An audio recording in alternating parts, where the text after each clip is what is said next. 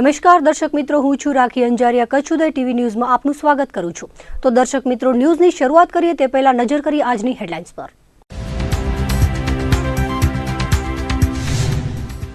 અંજારમાં યુવાન પર થયેલા હુમલા બાદ થયું મૃત્યુ. મારામારીનો બનાવ હત્યામાં પલટાતા પોલીસ આવી હરકતમાં. મૃતકે દારૂના સપ્લાયરનું નામ આપ્યા બાદ તેના દ્વારા થયો હતો હુમલો. કચ્છના હવામાનમાં એકાએક આવ્યો પલટો. વાદળછાયા માહોલ વચ્ચે પૂર્વ કચ્છમાં ઠેર ઠેર ઠંડી વચ્ચે વરસ્યું માવઠું. હજુ એક દિવસ સુધી વાદળછાયો માહોલ રહેવાની સંભાવના. કચ્છમાં અછતની નબળી કામગીરીથી સીએમ ખફા. કેબિનેટ બેઠકમાં મહેસૂલ સચિવ સહિતના અધિકારીઓનો લેવાયો ઉધડો. જિલ્લા કલેક્ટરને ડેઇલી રિપોર્ટ સબમિટ કરવા કરાયા આદેશ. કૃષિ ઇનપુટ સબસિડી માટે આવી 1,23,000 અરજીઓ. કચ્છમાં ₹11 કરોડ 38 લાખની ચૂકવણીને વહીવટી મંજૂરી. કચ્છ માટે સરકારે 247 કરોડની કરી હતી ફાળવણી. ગત 12મી જાન્યુઆરીની રાત્રે અંજારના વિજયનગર પાસે આવેલી મસ્જિદ નજીક થયેલી મારામારીની ઘટનામાં યુવાનને ગંભીર ઈજાઓ પહોંચી હતી અને વધુ સારવાર માટે ભુજની જીકે જનરલ હોસ્પિટલમાં ખસેડાયો હતો. પરંતુ સારવાર દરમિયાન યુવાને દમ તોડી દેતા મારામારીનો બનાવ હત્યામાં પલટાયો હતો. અંજારના વિજયનગરમાં આવેલા પાણીના પ્લાન્ટ પર કિશોરભાઈ ભવાનજીભાઈ પરમારને ભુજ શહેર બી ડિવિઝન પોલીસે માધાપરમાંથી 21 બોટલ શરાબ સાથે ઝડપી પાડ્યો હતો અને તેની પૂછપરછમાં તેણે શરાબનો જથ્થો અંજારમાં રહેતા સુધીર ગઢવીએ આપ્યો હોવાનું જણાવ્યું હતું. જેનું મનદુખ રાખીને સુધીર ગઢવી તથા અન્ય એક શખ્સે તેને માર મારીને કમર તથા પીઠના ભાગે ગંભીર ઈજાઓ પહોંચાડીને જાનથી મારી નાખવાની ધમકી આપીને નાસી ગયા હતા. ઈજાગ્રસ્ત યુવાન કિશોર પરમારને ગંભીર ઈજાઓ પહોંચતા પ્રથમ સારવાર માટે અંજાર અને ત્યારબાદ ભુજ શહેર ખસેડાયો હતો અને આજે વહેલી સવારે 4 વાગ્યાના અરસામાં કિશોર પરમારે દમ તોડી દીધો હતો. પોલીસે બંને આરોપીઓ સામે હત્યાની કલમનો ઉમેરો કરીને તેમને ઝડપી પાડવા ચક્રો ગતિમાન કર્યા છે. તો યુવાનના મોતથી પરિવારમાં ગમગીની છવાઈ ગઈ છે. સુધીરભાઈ ગઢવીને મહાવીરસિંહ શેના માટે માર માર્યો? એ દારૂ વેચતા એમાં પકડાવે એમાં એનું નામ દીધું સુધીરભાઈનું. કોનું નામ આપ્યું? સુધીરભાઈનું એકનું નામ આપેલું હતું. અને ક્યારે માર મારવાનો? માર 12 તારીખ શનિવારને 12 તારીખ માર માર્યો રવિવારના. મારી 20 દિવસની છોકરી છે ને આ 7 વર્ષની છે. જેને મારા પતિને માર્યો છે એને આકરામાં આકરી સજા જડવી જોઈએ. બસ મને એ જ ખપે. ભુજના દરબારગઢ વિસ્તારમાં 2 જૂથો વચ્ચે લોહિયાળ ધીંગાણું સર્જાયું હતું, જેમાં બંને પક્ષના 8 વ્યક્તિઓને ઈજાઓ થતા હોસ્પિટલમાં ખસેડાયા હતા. મારામારીની આ ઘટના બપોરના 12 વાગ્યાના અરસામાં બની હતી. ઈજાગ્રસ્તોને હોસ્પિટલમાં લઈ આવનાર હકીમ જુમા સમેજાએ પોલીસ સમક્ષ નિવેદન આપ્યું હતું કે ઈજાગ્રસ્ત લોકો ગાયોને ચારો આપવા જતા હતા. તે દરમિયાન બોલેરોમાં આવેલા રામજી તથા તેની માતા, તેનો નાનો ભાઈ અને બહેન સહિત અન્ય 2 શખ્સોએ ગાયો પર બોલેરો ચડાવવાનો પ્રયાસ કરતા ઝઘડો થયો હતો અને મારી થઈ હતી. આ ઘટનામાં વિજય ચમન દલિત, રામજી ચમન દલિત, લક્ષ્મીબેન ચમન દલિત, ચમન કાનજી દલિત, મંજુબેન વિજય દલિત તથા સામા પક્ષના અબ્દુલ સમેજા, હનીફ અબ્દુલ સમેજા, શરીફાબાઈ સિદ્દીક સમેજા ઘવાયા હતા. બંને પક્ષે ઘવાયેલા લોકોને ભુજની જીકે જનરલ હોસ્પિટલમાં સારવાર અપાઈ રહી છે અને પોલીસે બંને પક્ષે ગુનો નોંધીને કાર્યવાહી હાથ ધરી છે. વાત એમાં એ છે કે અમારી ગાયું છે ને આ મમ્મી છે એ લોકોની ગાયું છે, તો અમારી ગાયું રંજકો ખાવા જાય છે તો એ લોકો અમારી ગાયોને પાણાને ધોકા નાખીને અમારી ગાયોને કાઢી નાખે છે ચારા ઉપરથી. ને અમે એમાં કહેવા જઈએ છીએ તો જેમ તેમ બોલે છે. આજે મારી ઘરવાળીમાં કહેવાય કે કાકામાં અમારી ગાયોને તમે ધોકા નાખીને ન કાઢો, તો કાકાએ મારી ઘરવાળીને થપ્પડ મારી લીધી.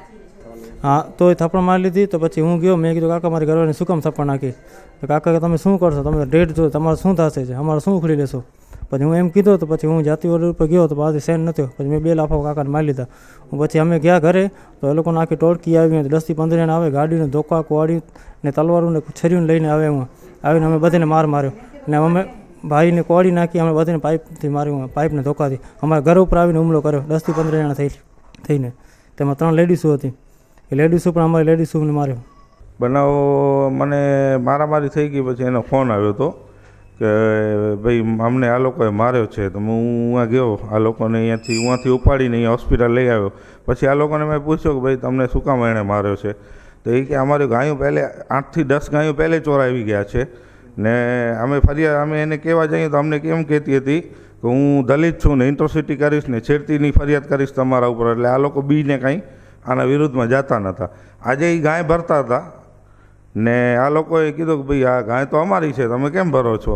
ત્યાં સુધી આ લોકોને મારીને પછી એ વયા ગયા. આ 3 જણા એ હતા. એક આની માં બે ભાઈઓ ને 2 મુસ્લિમ શખ્સ હતા.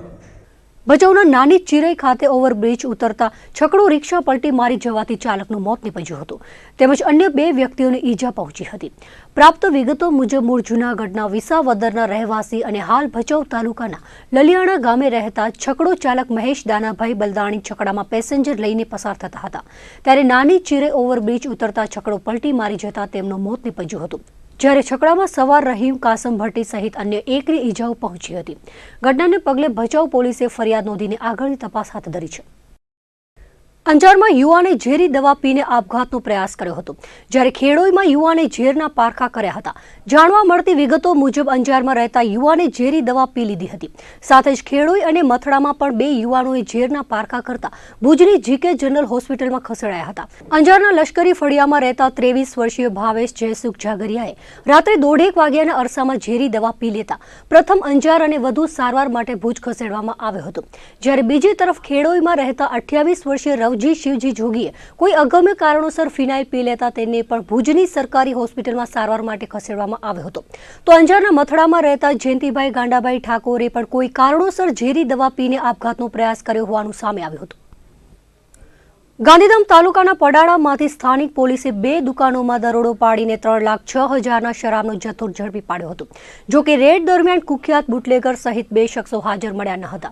પોલીસ સૂત્રોના જણાવ્યા અનુસાર પડાળામાં આવેલ લક્ષ કોમ્પ્લેક્સની 2 દુકાનોમાં દરોડો પાડવામાં આવ્યો હતો અને 868 શરાબની બોટલ કબજે કરાઈ હતી. એક દુકાનમાંથી 92,400નો શરાબ જ્યારે બીજી દુકાનમાંથી 2,14,000ના શરાબનો જથ્થો ઝડપી પાડવામાં આવ્યો હતો.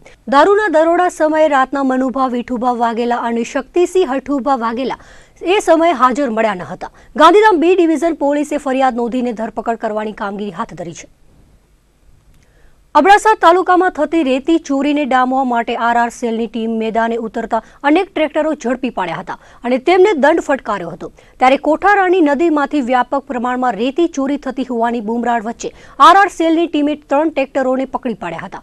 જ્યારે ગઢસીસા પોલીસે પણ રેતી ભરેલ ટ્રેક્ટર કબજે કર્યું હતું.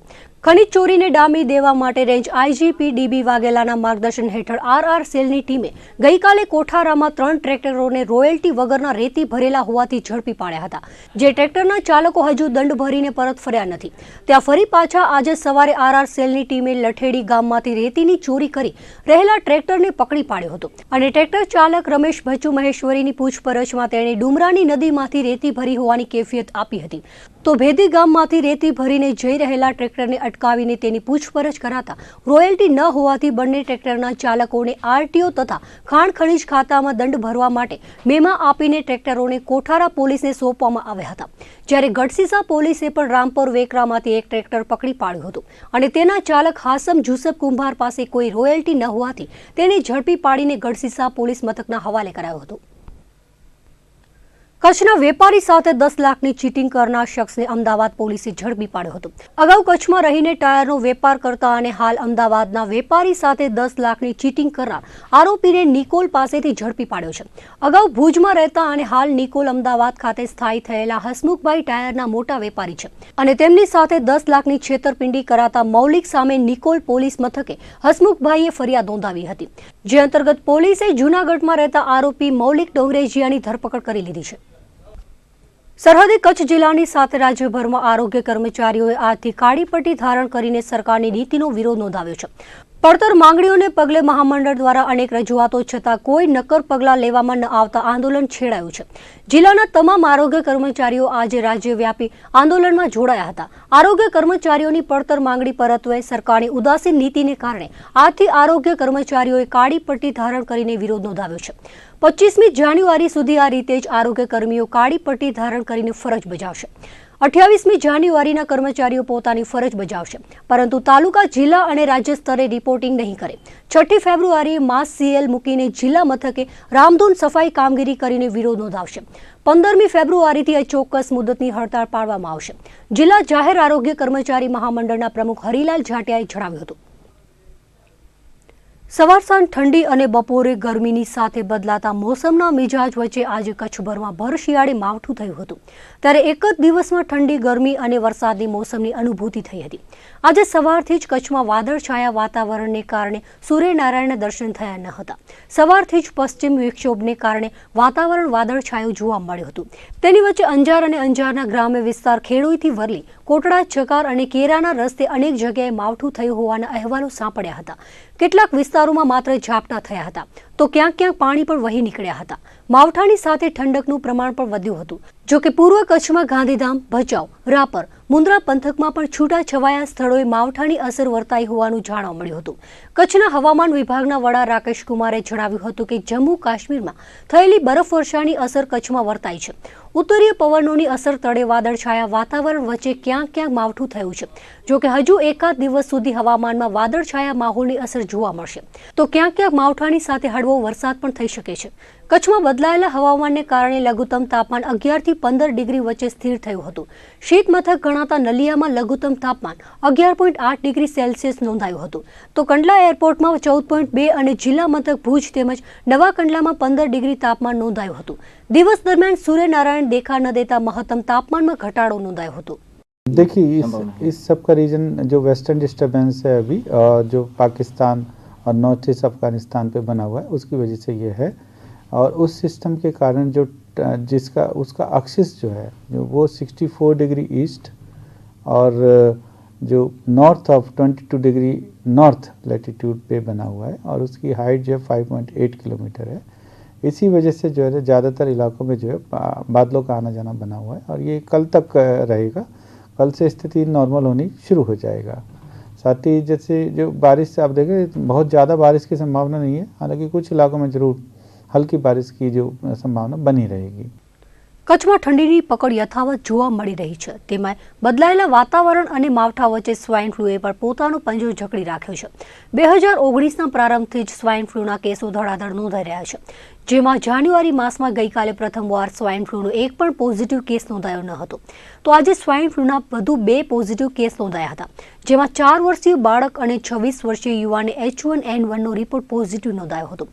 જિલ્લા રોગચાળા નિયંત્રણ અધિકારી ડોક્ટર અરુણકુમાર કુર્મીના જણાવ્યા અનુસાર અંજાર તાલુકાના બુઢારમોરા ગામે રહેતા બાળકને તેમજ નખત્રાણાના યુવાને સ્વાઇન ફ્લૂનો રિપોર્ટ પોઝિટિવ આવતા બંનેને સારવાર માટે હોસ્પિટલાઇઝ કરાયા છે। આજે સ્વાઇન ફ્લૂના 2 પોઝિટિવ કેસ સામે આવતા ચાલુ વર્ષે જાન્યુઆરીના 21 દિવસોમાં સ્વાઇન ફ્લૂના કુલ 72 પોઝિટિવ કેસ નોંધાઈ ચૂક્યા છે। રાજ્યમાં સર્જાયેલી અછતની સ્થિતિને પગલે સરકાર દ્વારા ધરતીપુત્રોને નિષ્ફળ ગયેલા પાકની આર્થિક નુકસાનીમાંથી ઉગારવા કૃષિ ઇનપુટ સહાયની યોજના જાહેર કરાઈ છે જેમાં કચ્છ માટે 247 કરોડની રકમ ફાળવવામાં આવી છે ત્યારે આ યોજના અંતર્ગત રૂપિયા 11 કરોડ 38 લાખની વહીવટી મંજૂરી પણ આપી દેવાઈ છે। આ અંગે વિગતે વાત કરીએ તો કૃષિ ઇનપુટ સહાય યોજના માટે 31મી જાન્યુઆરી સુધી અરજી આપવાની અવધિ લંબાવાઈ છે। અત્યાર સુધી જિલ્લામાં 1,23,000 અરજીઓ આવી ગઈ છે જે પૈકીની 77,000 અરજીઓની ઓનલાઈન એન્ટ્રીઓ પણ થઈ ગઈ છે। મુન્દ્રા, નખત્રાણા અને લખપત તાલુકામાં એન્ટ્રીઓ પૂર્ણ થવાને આરી છે જ્યારે રાપરમાં 28,000 અને ભચાઉ તાલુકામાં 20,000 અરજીઓ આવી હોવાથી કામગીરી ચાલુમાં છે। વહીવટી તંત્ર દ્વારા રૂપિયા 11 કરોડ 38 લાખની વહીવટી મંજૂરી પણ આપી દેવાઈ છે। અત્યાર સુધી તંત્રને 1,23,000 અરજીઓ મળી છે જે પૈકી 77,077ની ડેટા એન્ટ્રી થઈ ગયેલી છે અને ફાઇનલ જે ઓર્ડર શીટ જે તૈયાર છે એ 11 કરોડ 38 લાખ રૂપિયાની અમે વહીવટી મંજૂરી પણ આપી દીધી છે। 10,000 એન્ટ્રીઓ એકદમ તાલુકા લેવલે પણ ચેક થઈ ગઈ છે અને મુન્દ્રા, નખત્રાણા અને લખપત એ જે છે એ હવે પૂર્ણતાના આરે છે જેનું પેમેન્ટ હવે અમે 2-3 દિવસમાં કરી શકશું એવી અમારી ઓપ્ટિમિઝમ આશાવાદ છે અમારું। અને પછી અબડાસાનું વારો આવશે। એમાં ભચાઉ અને રાપરમાં સૌથી વધારે અરજીઓ આવેલી છે જેના ડેટા એન્ટ્રીમાં હજી લગભગ 5-6 દિવસ લાગશે। અમને જે અમે માંગણી કરી હતી એ કચ્છ જિલ્લાના તમામ ખેડૂતોને ધ્યાને લઈ માંગણી કરેલી હતી જેમાં 247 કરોડ રૂપિયા સરકારશ્રી દ્વારા જિલ્લા પંચાયતને આપી દેવામાં આવ્યા છે જે અમે ફર્ધર તાલુકા પંચાયતોને પણ ફાળવી દીધા છે પણ અરજીઓ જે આવેલી છે એના અનુસંધાને એવું જણાય છે કે લગભગ અમને 1.25 કરોડ સુધીમાં અમારું કામ પૂરું થઈ જશે। ભુજની રાવલવાડી રિલોકેશન સાઇટમાં આવેલી સરકારી કુમાર છાત્રાલયમાં ભોજન સહિતની સુવિધાઓ અંગે શનિવારે રાત્રે વિદ્યાર્થીઓએ ભૂખ્યા પેટે હડતાળ પર ઉતરતા મામલો વધુ ગરમ બન્યો હતો. વિકસિત જાતિ કુમાર છાત્રાલયમાં ભોજનની નબળી ગુણવત્તા અંગે અગાઉ પણ વારંવાર રજૂઆતો કરાઈ હતી. તે સહિતના વિવિધ પ્રશ્નો અંગે વોર્ડન સહિતના સંબંધિત અધિકારીઓને લેખિત તેમજ મૌખિકમાં વારંવાર રજૂઆતો કરાઈ હોવા છતાં ધ્યાન આપવામાં આવતું ન હોવાથી છાત્રાલયમાં રહેતા 74 વિદ્યાર્થીઓની સહન શક્તિનો અંત આવતા શનિવારે રાત્રે ભોજન લીધા વિના જ તમામ વિદ્યાર્થીઓ ભૂખ હડતાળ પર ઉતર્યા હતા. વિદ્યાર્થીઓ દ્વારા અન્ન ત્યાગ કરાયો હોવા છતાં જવાબદાર અધિકારીઓના પેટનું પાણી ન હલતા અંતે મોડી રાત્રે વાલીઓ હોસ્ટેલમાં દોડી આવ્યા હતા અને છાત્રો માટે ભોજનની વ્યવસ્થા કરાઈ હતી. છાત્રો માટે હર હંમેશ લડત ચલાવતી એબીવીપીના જવાબદારો પણ રાત્રે કુમાર છાત્રાલયમાં પહોંચ્યા હતા અને આગામી 2-3 દિવસમાં આ સમસ્યાનું નિવારણ નહીં આવે તો આંદોલન છેડવાની ચીમકી ઉચ્ચારી હતી. તો બીજી તરફ છાત્રાલયના વોર્ડન તરુણ ચૌધરીએ જણાવ્યું હતું કે જમવાની વ્યવસ્થાને લઈને વિદ્યાર્થીઓ દ્વારા વિરોધ કરાયો હતો અને તેની માંગને ધ્યાને લઈને રસોઈનું નવું મેન્યુ તૈયાર કરવામાં આવ્યું છે, જેથી હવે છાત્રોની કોઈ સમસ્યા ન નડે તેનું પણ ધ્યાન રાખવામાં આવ્યું છે. વિકસતી જાતિ કુમાર છાત્રાલયમાં અમે બધા ભેગા થયા છીએ કારણ કે અહીંયા તંત્રનું કામગીરી જોઈને ને આ લોકોનું જે જમવાનું સમસ્યા છે સ્ટુડન્ટના ગયા 10 મહિનાથી એનું કોઈ હજી સુધી નિરાકરણ આવ્યું નહીં. જમવામાં ઘણી બધી તકલીફ થાય છે અહીંયાના સ્ટુડન્ટ્સને ને આ લોકોનું તંત્ર કોઈ પણ જાતની કોઈ પણ મૌખિક કે લેખિત બધી કમ્પ્લેન થઈ ચૂકી છે છતાં એ લોકોનું કોઈ પણ આ લોકોનું સમસ્યાનું કોઈ નિરાકરણ નહોતું આવ્યું. એના લઈને વિદ્યાર્થી પરિષદ આજે આ લોકો સાથે મળીને આ લોકોને અનશનમાં સાથ આપવા માટે ને આ લોકોને આ બધું સંતાવના આપવા માટે કે અમે તમારા ભેગા ઊભા છીએ. સરકારી કુમાર છાત્રાલય ભુજ કે જ્યાં બક્ષીપંચના વિદ્યાર્થીઓ ભણે છે કે અત્યારે 7 વાગ્યાના બધા ખરેખર જમી લેવા જોઈએ, અત્યારે કોઈ જમ્યા નથી તો એનું કોઈ કારણ હશે એમ કે એમને એમ કોઈ નથી જમ્યા કે એવું નથી. પણ ખરેખર આજથી ઘણા દિવસોથી આમ જમવાનો એક મોટો પ્રોબ્લેમ છે કે જેની ઘણી રજૂઆતો ફેસ કરવા છતાં કંઈ સોલ્યુશન નથી મળતું એમ કે ઉપર અધિકારીઓને કહેવા છતાં તો એ પણ એમ કહે છે કે હા આપણે મિટિંગ કરશું, કોન્ટ્રાક્ટરનો વાક છે તો એવું સામે આવે છે. અને અહીંયા વોર્ડન સાહેબને બધાને રજૂઆત કરી છે, ભલે એનો પ્રોબ્લેમ ન હોય એનો વાક ન હોય એમ, પણ ખરેખર જે સામે છે શું છે એ તો સામે આવવું જોઈએ ને કેમ કે કેના લીધે આ બધું અટકે છે. આજે આખરી એવો નિર્ણય કર્યો બધાએ કે રજૂઆત કરી છતાં પણ કોઈ અહીંયા રિપોર્ટ કરવા કે કોઈ પૂછા કરવા આવ્યું નથી. તો આજે બધાએ 74 વિદ્યાર્થીઓ આખરી નિર્ણય એ કર્યો કે આપણે ઉપવાસ કરી અને 7 થી અત્યારના સમય સુધી 7 વાગ્યાથી અત્યાર સુધી બધાએ બેઠા છીએ. તો કોઈ રિએક્શન કે પાછળથી કોઈ પૂછા કરવા કે એવું આવ્યું નથી. તો અત્યારનો સમય તમે જોઈ શકો કેટલા વાગ્યા છે, હજી કોઈ વિદ્યાર્થીઓ જમ્યા નથી અને જમવામાં કોઈ એવો ખાસ ચેન્જીસ આવ્યો નથી. રજૂઆત તો લેખિતમાં કરી છે અને સાહેબોને મળીને કરી છે, મિટિંગમાં કરી છે, તો કોઈ હજી ચેન્જીસ આવ્યું નથી. કચ્છમાં હાલ અછતની સ્થિતિ પ્રવર્તી રહી છે. સરકાર દ્વારા અછત રાહતની કામગીરી માટે શક્ય તેટલા બનતા પ્રયાસો કરાઈ રહ્યા છે. તેમ છતાં કચ્છમાંથી ઉઠતી ફરિયાદોને પગલે મુખ્યમંત્રી વિજય રૂપાણીએ નારાજગી વ્યક્ત કરી હતી. ગત કેબિનેટ બેઠકમાં તેમણે અછત રાહતની નબળી કામગીરીથી નારાજગી દર્શાવીને રેવન્યુ વિભાગના એડિશનલ ચીફ સેક્રેટરીને અંગત ધ્યાન આપવા અનુરોધ કર્યો હતો. કચ્છમાં અછતની સ્થિતિને પગલે સરકાર દ્વારા રાહત કામગીરી કરવામાં આવી રહી છે, જેમાં ટ્રક અને ટ્રેન મારફતે ઘાસ મોકલાવાઈ રહ્યું છે. ઢોરવાડાઓ શરૂ કરવાની મંજૂરી અપાઈ ગઈ છે. 150 આસપાસ ઢોરવાડા પણ મંજૂર કરી દેવાયા છે. આ ઉપરાંત ગૌશાળાઓ અને પાંજરાપોળને પણ સબસિડી આપવામાં આવી રહી છે. અછત રાહતના પણ કેટલાક કામો કરાઈ રહ્યા છે.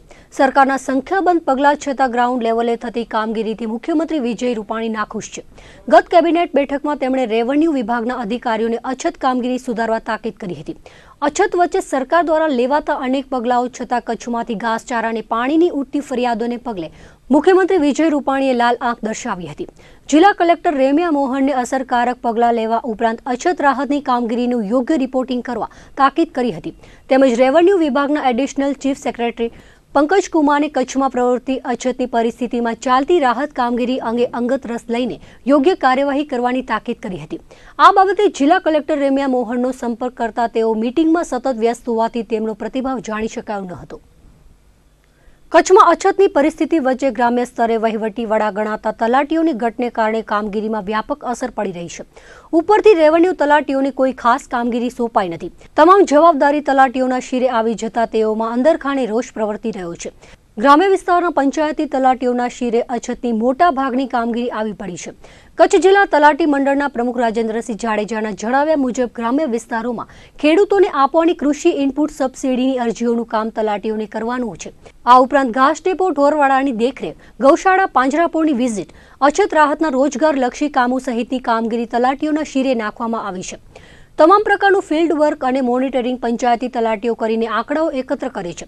સામે રેવન્યુ તલાટીઓને કોઈ જ કામગીરી સોંપાઈ નથી. તેઓ માત્ર ઓફિસમાં બેઠા બેઠા કામગીરી કરી રહ્યા છે. ત્યારે આ અંગે પંચાયતી તલાટીઓમાં નારાજગી જોવા મળી રહી છે. ત્યારે કચ્છ જિલ્લા તલાટી મંડળના પ્રમુખ રાજેન્દ્રસિંહ જાડેજાએ કહ્યું હતું કે રેવન્યુ તલાટીઓને પણ કામગીરી સોંપાય તો તલાટીઓને પડતું ભારણ ઘટાડી શકાય અને કામગીરી યોગ્ય રીતે થઈ શકે. કચ્છ જિલ્લામાં આમ પણ પંચાયતી તલાટીઓની જગ્યા પણ ઘણી ખાલી છે. જિલ્લા પંચાયતની મહેકમ શાખામાંથી પ્રાપ્ત વિગતો મુજબ કચ્છમાં 549 તલાટીઓનું મહેકમ મંજૂર થયેલું છે, જેની સામે 110 જગ્યાઓ ખાલી છે. અનેક તલાટીઓ પાસે 3-3, 4-4 ગામના ચાર્જ છે. ત્યારે અછત રાહતની કામગીરી સુવ્યવસ્થિત થાય તે માટે તંત્ર દ્વારા કામગીરીની યોગ્ય વહેંચણી કરવી અનિવાર્ય છે. કચ્છમાં સર્જાયેલી અછત બાદ કોઈ અસરકારક પગલાં ન લેવાયાના આક્ષેપ સાથે માંડવી તાલુકા કોંગ્રેસ સમિતિના પ્રમુખ ખેરાજ ગઢવી અને કોંગ્રેસી કાર્યકરોએ મામલતદારને આવેદનપત્ર પાઠવીને વિવિધ રજૂઆતો કરી હતી, જેમાં અછતની ગંભીર પરિસ્થિતિમાં માંડવી તાલુકા અને શહેરમાં પણ ઘણા પ્રજાકીય પ્રશ્નો ઉપસ્થિત થયા છે. તે પ્રશ્નોનો તાત્કાલિક નિકાલ થાય અને અગાઉ પણ કોંગ્રેસ દ્વારા અછતની સ્થિતિ અંગે અનેક વખત રજૂઆતો કરાઈ છે, પરંતુ કોઈ નિર્ણયો આવ્યા નથી. ત્યારે માંડવી તાલુકા અને શહેરમાં પશુધનને બચાવવા માટે ઘાસચારો ફાળવવામાં આવે. હાલ ઘાસના અભાવે પશુઓ ભૂખમરાને કારણે મૃત્યુ પામી રહ્યા છે અને અનેક પશુઓ જીવન મરણ વચ્ચે ઝોલા ખાઈ રહ્યા છે. તો ગ્રામ્ય વિસ્તાર તેમજ શહેરી વિસ્તારમાં રોજગારી પૂરી પાડવા પણ કોંગ્રેસ સમિતિ દ્વારા માંગ કરવામાં આવી હતી. તો હાલમાં રેશન કાર્ડ ધારકોને મળતો કેરોસીનનો જથ્થો સદંતર બંધ કરી દેવાતા ગ્રામ્ય વિસ્તારમાં લોકોને રસોઈ બનાવવા માટે કેરોસીનની ખાસ જરૂર પડે છે. ત્યારે કેરોસીનનો જથ્થો બંધ કરી દેવાતા ગરીબ લોકો મુશ્કેલીમાં મુકાયા છે અને ફરીથી ચૂલા સળગાવવાનો વારો આવ્યો છે. તો ખેડૂતોને પણ તાત્કાલિક અસરથી નવા વીજ જોડાણ આપવામાં આવે તેવી માંગ કરાઈ હતી. જે ઘાસચારાનો ગંભીર પ્રશ્ન છે એની રજૂઆત કરી છે કે ઘાસચારો પૂરતો ફાળવવામાં નથી આવતો ગ્રામ્ય વિસ્તારમાં. પછી રોજગારીનો જે ગંભીર પ્રશ્ન ઉપસ્થિત થયો છે એની પણ માંગણી કરી છે કે દરેક ગામમાં જ્યાં તળાવો છે અહીંયા ખાણેતરા કરી તાત્કાલિક રોજગારી આપવામાં આવે અથવા તો જે ગાંડો બાવળ છે એને કાપવાની મંજૂરી આપી કોલસો પાડવા અંગેની રજૂઆત કરી છે. સાથે અહીંયા સલાયા વિસ્તારો કે દરેકમાં જ્યાં રાશન કાર્ડનો ગંભીર પ્રશ્ન છે, સરકાર દ્વારા કેરોસીન સદંતર બંધ કરી દેવામાં આવેલો છે અને ઉજ્જવલા યોજના હેઠળ જે ચૂલા મળવા જોઈએ ગેસ એ કોઈને ફાળવવામાં નથી આવ્યા, એટલે માણસોને રસોઈ કેમ બનાવી એક વિકટ પ્રશ્ન ઉપસ્થિત થયો છે એની પણ રજૂઆત કરી છે. અને ખેડૂતોને જે વીજ જોડાણ તાત્કાલિક આપવા એવો કીધો છે એના માટે પણ તાત્કાલિક રજૂઆત કરી છે. એટલે વિવિધ મુદ્દે અમે આજે રજૂઆત કરી છે. કારણ કે મામલતદાર પાસે અમે રજૂઆત કરી ત્યારે મામલતદાર સાહેબે અમને એમ કીધું કે કેન્દ્ર સરકારે કેરોસીન સમૂરો બંધ કરી નાખ્યો છે. તો અમે એમને પૂછ્યું એનું કારણ શું, તો એમણે કીધું કે બધેને ગેસના કનેક્શન મળી ગયા છે. એટલે આ તકલગી નિર્ણય છે, કોઈને ગેસના કનેક્શન મળ્યા નથી અને એના પહેલાં જ એમણે કેરોસીન બંધ કરી નાખ્યો.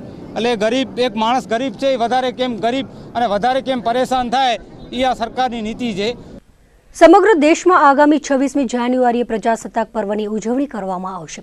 ત્યારે કચ્છમાં જિલ્લા કક્ષાની ઉજવણીનું આયોજન અગાઉ મુન્દ્રા ખાતે ગોઠવવામાં આવ્યું હતું, જેનું સ્થળ બદલીને હવે જિલ્લા કક્ષાના ધ્વજવંદન કાર્યક્રમનું આયોજન ભુજમાં કરાશે. સૂત્રો પાસેથી પ્રાપ્ત માહિતી મુજબ આગામી 26મી જાન્યુઆરીએ જિલ્લા કક્ષાના ધ્વજવંદનનો કાર્યક્રમ ભુજના પોલીસ પરેડ ગ્રાઉન્ડ ખાતે યોજાશે. અગાઉ મુન્દ્રામાં ધ્વજવંદનનું આયોજન કરાયું હતું, જેના સ્થળમાં એકાએક ફેરફાર કરાયો છે. ભુજ ખાતે ઉજવાનારા જિલ્લા કક્ષાના કાર્યક્રમમાં શિક્ષણ મંત્રી ભૂપેન્દ્રસિંહ ચુડાસમા ઉપસ્થિત રહીને ધ્વજવંદન કરશે. આગામી 25મી જાન્યુઆરીએ જ તેઓ કચ્છમાં આવી રહ્યા છે અને ભુજ મુન્દ્રા હાઈવે પર સેનેટરી પાસે આવેલી સૂર્ય વરસાણી સ્કૂલમાં તેઓ રાજ્ય કક્ષાના ગણિત વિજ્ઞાન પ્રદર્શનને ખુલ્લો મૂકશે. ત્યારબાદ 26મીએ તેમના હસ્તે જિલ્લા કક્ષાના ધ્વજવંદનના કાર્યક્રમનું આયોજન ભુજના પોલીસ પરેડ ગ્રાઉન્ડમાં કરાયું છે. ગુજરાતમાં ઠેર ઠેર અબોટી બ્રાહ્મણ જ્ઞાતિના પરિવારો વસવાટ કરી રહ્યા છે. ત્યારે આ જ્ઞાતિને પછાત વર્ગમાં સમાવીને વિકાસ કરવામાં આવે તે માટેની માંગ સાથે મુખ્યમંત્રી વિજય રૂપાણીને ઉદ્દેશીને કચ્છ કલેક્ટરના માધ્યમથી આવેદનપત્ર પાઠવીને રજૂઆતો કરાઈ હતી. ગુજરાતમાં કચ્છના અબડાસા, નખત્રાણા તેમજ દેવભૂમિ દ્વારકાના ઓખા, બેટ દ્વારકા, ખંભાળિયા પંથકમાં અબોટી બ્રાહ્મણ જ્ઞાતિ વર્ષોથી પછાત વિસ્તારમાં રહીને આર્થિક, શૈક્ષણિક તેમજ સામાજિક વિકાસમાં પાછળ છે. હાલમાં જ્ઞાતિની વસ્તી 35,000 જેટલી છે. તેમાંથી પોતાની માલિકીનું મકાન ધરાવનાર વર્ગ 25 થી 30% છે, તેમજ ધોરણ 12 સુધી અભ્યાસ કરનાર વર્ગ માત્ર 15 થી 18% છે. રાજ્યના સરેરાશ વરસાદના 50%થી ઓછો વરસાદ કચ્છ અને દેવભૂમિ દ્વારકા જિલ્લાઓમાં પડતો હોવાથી આ વિસ્તારમાં ખેતી પણ થઈ શકતી નથી. આવી પરિસ્થિતિમાં સમાજના જીવન નિર્વાહ અને શૈક્ષણિક, સામાજિક વિકાસ કરવામાં મુશ્કેલી થઈ રહી છે. તેવા સંજોગોમાં અબોટી બ્રાહ્મણ જ્ઞાતિને સામાજિક અને શૈક્ષણિક પછાત વર્ગમાં સમાવેશ કરવામાં આવે તેવી માંગ સાથે કચ્છ કલેક્ટરને આવેદનપત્ર અપાયું હતું. તેમજ આગામી સમયમાં રાજ્યમંત્રી વાસણભાઈ આહિર અને સાંસદ વિનોદ ચાવડાને આવેદનપત્ર આપીને આ માટેની માંગ કરવામાં આવશે. રજૂઆત વેળાએ જ્ઞાતિના પ્રમુખ ગિરીશભાઈ અબોટી, ઉપપ્રમુખ કનૈયાલાલ અબોટી, મહામંત્રી દુર્લભભાઈ અબોટી, સંગઠન મંત્રી નરેન્દ્ર અબોટી, સાંસ્કૃતિક કન્વીનર કશ્યપ અબોટી, કારોબારીના યોગેશ અબોટી, ભરત અબોટી, વિશ્રામભાઈ સહિતના જોડાયા હતા. સરકારશ્રીએ જે સુવર્ણો માટે 10% અનામત અમલવારી કરી છે એના અનુસંધાને ગુજરાતના અંદાજે 35,000 અબોટી બ્રાહ્મણો આમ જો તો સામાજિક રીતે, શૈક્ષણિક રીતે ને આર્થિક રીતે પછાત છે. અને આ જે 10% સુવર્ણમાં છે એનામાં SC BC એટલે પછાત વર્ગમાં અમે આવી જઈએ એના માટે કલેક્ટર સાહેબ શ્રી મોહન રામૈયા સાહેબને મુખ્યમંત્રી શ્રી વિજય રૂપાણી સાહેબને આવેદનપત્ર પાઠવેલ છે.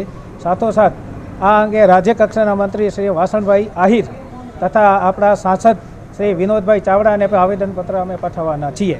અને અમારા અબોટી બ્રાહ્મણોને ગુજરાતનાઓને SC BS બક્ષી પંચમાં સમાવવા માટે અમે માંગણી કરેલી છે. ગુજરાત રાજ્ય મધ્યાહન ભોજન કર્મચારી મહામંડળ દ્વારા આવતીકાલે ગાંધીનગરમાં 1 દિવસીય પ્રતિક ધરણાનું કાર્યક્રમનું આયોજન કરાયું છે, જેમાં કચ્છમાંથી 600 કર્મચારીઓ આ ધરણા પ્રદર્શનમાં જોડાશે. મધ્યાહન ભોજન કર્મચારી મંડળ કચ્છ જિલ્લાના પ્રમુખ ઈશ્વરભાઈ જોશીએ વિગતો આપતા જણાવ્યું હતું કે 3 માંગણીઓને લઈને આવતીકાલે ગાંધીનગરમાં 1 દિવસીય ધરણા યોજાશે, જેમાં હાઈકોર્ટ દ્વારા લઘુત્તમ પગાર ધોરણે મુદ્દે અપાયેલા ચુકાદાની અમલવારી કરવામાં આવે. મધ્યાહન ભોજન યોજના રેવન્યુમાંથી કાઢીને સંસ્થાઓને સોંપાય છે તે પરત રેવન્યુમાં સમાવવામાં આવે, તેમજ 4 વાગે નાસ્તો આપવાનો જે પરિપત્ર કરાયું છે તે માટે વધુ જથ્થો આપવો તેમજ કન્ટીજન્સી આપવી, અન્યથા આ પરિપત્ર પરત લેવાની માંગ સાથે ધરણા યોજાશે. કચ્છમાંથી 6 તાલુકાના 600 કર્મચારીઓ આ ધરણામાં જોડાશે તેવું પણ કચ્છ જિલ્લાના પ્રમુખે જણાવ્યું હતું. જોકે કચ્છના તમામ મધ્યાહન ભોજન કેન્દ્રો ચાલુ રહેશે તેવું તેમણે અંતમાં ઉમેર્યું હતું. આગામી 17મી ફેબ્રુઆરીએ જિલ્લા તલાટી મંડળની ચૂંટણી યોજાવાની છે, જેને લઈને તલાટીઓમાં ભારે ઉત્સુકતા જોવા મળી રહી છે. તલાટી મંડળના પ્રમુખનો કાર્યકાળ પૂર્ણ થતાં નવા વર્ષ માટેની ચૂંટણી યોજવા પ્રક્રિયા હાથ ધરાઈ ચૂકી છે. કચ્છ જિલ્લા તલાટી મંડળના પ્રમુખ રાજેન્દ્રસિંહ જાડેજાએ આપેલી વિગતો મુજબ મંડળની પ્રમુખ પદ માટેની યોજાનાર ચૂંટણી માટે ફોર્મ ભરવાની મુદત 7 થી 9 ફેબ્રુઆરી નક્કી કરવામાં આવી છે. 10મીએ ફોર્મ ચકાસણી અને 11મીએ ફોર્મ પરત ખેંચી શકશે અને જો જરૂર જણાશે તો 17 ફેબ્રુઆરીના ભુજના ટાઉન હોલ ખાતે ચૂંટણી યોજવામાં આવશે. જિલ્લા તલાટી મંડળના પ્રમુખ અને ચૂંટણી અધિકારી એવા રાજેન્દ્રસિંહ જાડેજાએ યાદીમાં જણાવ્યું હતું કે જે તાલુકા યુનિટના તલાટી ભાઈ બહેનોને મતદાન કરવા દેવાશે નહીં, માટે તાલુકા યુનિટના પ્રમુખ મંત્રીઓએ ફી ભરપાઈ કરીને જિલ્લા તલાટી મંડળના મહામંત્રીનું પ્રમાણપત્ર રજૂ કરવાનું રહેશે.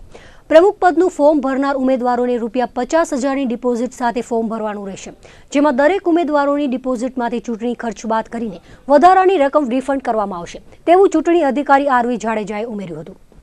ભુજ શહેરની વાહન વ્યવહારની સુવિધાને વધુ સુદૃઢ બનાવવા માટે સિટી બસનું વિધિવત લોકાર્પણ કરવામાં આવ્યું હતું. અગાઉ 5 બસોને સ્ટાર્ટ અપાવીને મહત્વના રૂટો પર શરૂઆત કરાઈ હતી. ત્યારબાદ ગઈકાલે ભુજના ધારાસભ્ય ડોક્ટર નીમાબેન આચાર્ય તેમજ પૂર્વ સાંસદ પુષ્પદાન ગઢવી સહિતના મહાનુભાવો દ્વારા સિટી બસ સેવાની વિધિવત રીતે ખુલ્લી મુકાઈ હતી અને કુલ 12 બસો લોકાર્પિત થતા શહેરના વિવિધ રૂટો આવરી લેવામાં આવશે. સિટી બસ સ્ટેશનથી RTO વિસ્તાર, પ્રમુખસ્વામી નગર, મુન્દ્રા રોડ, વાલદાસ નગર, રાવલવાડી વિસ્તાર, હંગામી આવાસ સહિતના વિસ્તારોમાં સિટી બસ દોડાવવામાં આવે છે, જેમાં હવે શહેરની અંદર સુવિધા વધારીને છઠ્ઠી બારી રિંગ રોડથી અનમ રિંગ રોડ સુધીની સિટી બસ સુવિધા શરૂ કરાશે. શહેરની અંદર ટ્રાફિકની સમસ્યા વધુ પ્રમાણમાં રહે છે, ત્યારે ભુજના ધારાસભ્ય ડોક્ટર નીમાબેન આચાર્યએ જણાવ્યું હતું કે લોકો પ્રાઇવેટ વ્હીકલને બદલે સિટી બસનો મહત્તમ ઉપયોગ કરે તે જરૂરી છે. સિટી બસના ઉપયોગથી ઈંધણની બચત થવા ઉપરાંત ટ્રાફિક સમસ્યા પણ નિવારી શકાશે. તેમજ ભુજમાં પાર્કિંગનો યક્ષ પ્રશ્ન છે, ત્યારે ઠેર ઠેર આડેધડ પાર્ક કરેલા વાહનોની સમસ્યા પણ નિવારી શકાશે. તેથી શહેરીજનો સહયોગ આપે તેવી અપેક્ષા તેમણે વ્યક્ત કરી હતી. સિટી બસ સેવાના પ્રારંભે નગર અધ્યક્ષા લતાબેન સોલંકી, પૂર્વ સાંસદ પુષ્પદાનભાઈ ગઢવી, કારોબારી ચેરમેન ભરત રાણા, જલદી વ્યાસ, અશોક હાથી, શૈલેન્દ્રસિંહ જાડેજા, અજય ગઢવી, પૂજા ગઢવી, અશોક પટેલ, જયેશ ઠક્કર, જિજ્ઞાબેન ઠક્કર, ગોદાવરીબેન ઠક્કર, હરદેવસિંહ જાડેજા, અનવર નોડે, કોન્ટ્રાક્ટર ઘનશ્યામભાઈ ગઢવી સહિતના ઉપસ્થિત રહ્યા હતા. આજે જે લોકાર્પણ કરવામાં આવ્યું છે એ ડૉક્ટર નીમાબેન આચાર્યના હસ્તે આપણે કર્યું છે અને પબ્લિકને બહુ સારું આપણે દેવા જઈ રહ્યા છીએ. બધા રિંગ રોડ આપણે કવર કર્યા છે. અનમ રિંગ રોડથી છઠ્ઠી બારી રિંગ રોડથી નાની બસો છે તો એ આપણે એનું પણ આવી રીતના કર્યું છે. આખું એ જ હશે. અને આપણે એમાં સિનિયર સિટીઝનોને પણ આપણે એક એવો ફાયદો કર્યો છે કે આપણે એ લોકોને આખા મહિનાની જે પાસો હોય છે એમાં પણ એ લોકોને ઘણો ફાયદો હોય છે. સિનિયર સિટીઝન માટે આપણે ઓછું રાખેલું છે. પછી અપંગ છે એ લોકો માટે પણ છે અને જે લેડીઝ છે એના માટે પણ એવી રીતના આપણે રાખેલું છે. બધું અલગ અલગ મહિનાનો પાસ જો લોકો લઈ લેતા હોય તો એમને આખા ભુજની અંદર જ્યાં એ પાસ લઈને જાય એમાં જઈ શકે અને કોન્ટ્રાક્ટરને પણ સેફ થઈ જાય, સિક્યોરિટી થઈ જાય. કારણ કે બસો તો ચાલુ થાય, આટલો ખર્ચો કરે અને લોકો બધા સ્કૂટર ને બધું લઈને જતા હોય એટલે બહુ ઉપયોગ ના કરતા હોય. એટલે પછી આ બસો સારી રીતે ચાલે અને બરાબર એની વ્યવસ્થા કોન્ટ્રાક્ટરના પક્ષે પણ રહે એવા વિષયો સાથે જો આના પાસ સિસ્ટમ કરવામાં આવે તો મને લાગે છે કે એમાં એક શ્યોરિટી થઈ જાય કે ભાઈ આટલી ઇન્કમ તો છે. એટલે એવી રીતે બસની વ્યવસ્થા જે છે એને લોકો વધુને વધુ ઉપયોગ કરે અને તો શું થાય કે જે ટ્રાફિકની સમસ્યાઓ બધે થાય છે એ પણ ઓછી થાય. પાર્કિંગના વિષયો હોય છે, આડેધડ પાર્કિંગને લીધે જે પ્રશ્નો ઊભા થાય છે એ પ્રશ્નો પણ હલ થઈ જાય. ભુજ નગરપાલિકા દ્વારા વિવિધ વિકાસ કામો કરવામાં આવ્યા છે. નવી બોડી આવ્યા બાદ 5 થી 6 કરોડના વિકાસ કામો ભુજ શહેરમાં કરાયા છે, જેમાં માત્ર વોર્ડ નંબર 6 માં જ 65 લાખના વિકાસ કામો કરાયા હોવાનું અહીંના નગરસેવક જલદી વ્યાસે જણાવ્યું હતું. ત્યારે વોર્ડ નંબર 6 ના વિવિધ વિસ્તારોમાં ઇન્ટરલોક અને રોડના વિકાસ કામોનું ખાતમુહૂર્ત ભુજના ધારાસભ્ય ડોક્ટર નીમાબેન આચાર્ય સહિતના સુધરાઈના સત્તાધીશો અને સ્થાનિક રહેવાસીઓના હસ્તે કરવામાં આવ્યું હતું. શહેરના આંતરિક માર્ગો હવે પેવર બ્લોકના બનાવવામાં આવશે, જેથી ક્યારે પણ માર્ગ વચ્ચે ગટર કે પાણીની લાઇનનું કામકાજ કરવું હોય તો વધારે ખાડા ખોદીને રોડને જફા પહોંચાડતી અટકાવી શકાય. પેવર બ્લોકના વિવિધ રસ્તા અને સાર્વજનિક પ્લોટના વિકાસ કામોનું ખાતમુહૂર્ત કરવામાં આવતા સ્થાનિકોએ હર્ષની લાગણી વ્યક્ત કરી હતી. આ વિસ્તારના નગરસેવકે 45 દિવસમાં કામો પૂર્ણ કરવાનો દાવો પણ કર્યો હતો. વિવિધ વિસ્તારમાં થઈને ભુજ નગર સેવા સદને ઓછામાં ઓછા 5 થી 6 કરોડના વિકાસ કામો મંજૂર કર્યા છે, જેમાં વોર્ડ નંબર 6 માં માત્ર ખાલી વોર્ડ નંબર 6 ની આપણે વાત કરીએ તો વિવિધ વિસ્તારમાં ઇન્ટરલોક, જે ભૂકંપ પછી જે GUDCએ કરેલા કામો છે એના બાદ જે ગાબડાઓ પડ્યા છે રોડમાં એ ટોટલી બધું કાઢી અને વ્યવસ્થિત ઇન્ટરલોક એમાં સારી જાતના પાથરી અને વોર્ડ નંબર 6 માં ખાલી માત્ર 65 લાખના વિકાસના કામોનું આજને ખાતમુહૂર્ત કરવામાં આવ્યું છે. મારી ગણતરી પ્રમાણે આ બધા જ કામો અંદાજિત 45 દિવસમાં પૂર્ણ થઈ જવા જોઈએ. જે ગતિએ જે વિકાસની હરણફાળ ભળી રહ્યું છે ભુજ નગર સેવા સદન અને ભુજ શહેર, એ મને લાગે છે કે આ સમય મર્યાદામાં જ આ કાર્ય પૂર્ણ થશે અને લગભગ દિવસ 45માં આ સંપૂર્ણ કાર્ય પૂરું થઈ અને લોકાર્પણ પણ થઈ જશે. ભુજમાં આજથી કેપી જ્વેલર્સનો નવા સ્થળે શુભારંભ કરવામાં આવ્યો છે. ભુજ સ્વામિનારાયણ મંદિરના સંતોના હસ્તે શોરૂમ ખુલ્લો મુકાયો છે. સોના ચાંદી ખરીદતા ગ્રાહકોમાં વર્ષોથી આગવી પ્રતિષ્ઠા ધરાવતા સોની પ્રેમજી ગોવિંદજી અને સોની કિશોર પ્રેમજી પેઢી દ્વારા નવું સાહસ રૂપે કેપી જ્વેલર્સનો મંગલ પ્રારંભ કરાયો છે. ભુજના હોસ્પિટલ રોડ પર GBની સામે દિલ્હીવાલા બિલ્ડિંગમાં આ નવનિર્મિત આધુનિક શોરૂમ ખુલ્લો મુકાયો છે. પેઢીના માલિક કિશોર પ્રેમજી સોની, જીત કિશોર સોની, હેમંત કિશોર સોનીએ જણાવ્યું હતું કે વર્ષોથી અમારી પેઢી સાથે સંકળાયેલા ગ્રાહકો સાથે મજબૂત સંબંધ બનાવવા પેઢીએ નવું ડગલું આગળ ધપાવ્યું છે. એક નવા નામ સાથે નવા સ્થળે સુવર્ણ, રજત અને ડાયમંડના આકર્ષક આધુનિક અલંકારોનો શોરૂમ આજે પ્રારંભ થયો છે. કેપી જ્વેલર્સના નવા નામે સોની પ્રેમજી ગોવિંદજી કે જ્વેલર્સ ત્યાં શું છે કે 12 મહિના 2 વર્ષ બધું રિનોવેશન કરી પછી પાછી ચાલુ કરશું. આજે ઓપનિંગમાં બધું સમજી લો ને કે બધી નવી વેરાયટી, નવો માલ બધું ટોટલી ને હમણાંના પોઝિશન પ્રમાણે જે ડિઝાઇનોને ચાલે છે ને એ પ્રમાણે બધું નવું કલેક્શન રાખ્યું છે. તો દર્શક મિત્રો, આ હતા અત્યાર સુધીના કચ્છ ઉદય TV ન્યૂઝ. ફરી મળીશું નવા સમાચારો સાથે. ત્યાં સુધી મને રજા આપશો. નમસ્કાર.